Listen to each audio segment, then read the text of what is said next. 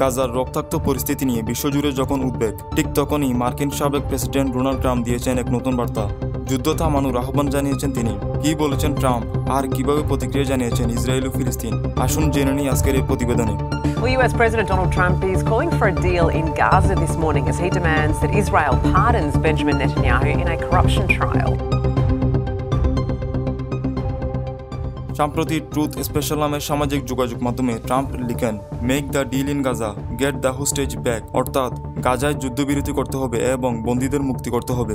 তিনি আশা প্রকাশ করেন, আগামী এক সপ্তাহের মধ্যে গাজায় একটি চুক্তি হতে পারে, তবে ঠিক কিভাবে সেই চুক্তি হবে সেই বিষয়ে বিস্তারিত কিছু বলেননি ট্রাম্প। বিশ্লেষকরা বলছেন, ট্রাম্পের এই বার্তা একদিকে যেমন কূটনৈতিক চাপে ইসরায়েলকে ফেলতে পারে, অন্যদিকে তার নিজস্ব রাজনৈতিক উদ্দেশ্য থাকতে পারে। ট্রাম্পের এই আহ্বানের পরও ইসরায়েল থেমে থাকেনি, বরং উত্তর গাজাও জাবালিয়াতে চালিয়েছেন একের পর এক বিমান হামলা।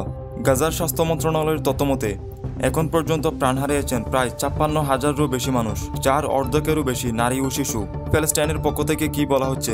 ফিলিস্তিনের জনগণ ট্রাম্পের বক্তব্যকে রাজনৈতিক নাটক বলেই দেখেছেন, কারণ তাদের মতে অতীতেও বহুবার এমন প্রতিশ্রুতি এসেছে, কিন্তু বাস্তবে কোনো পরিবর্তন হয়নি।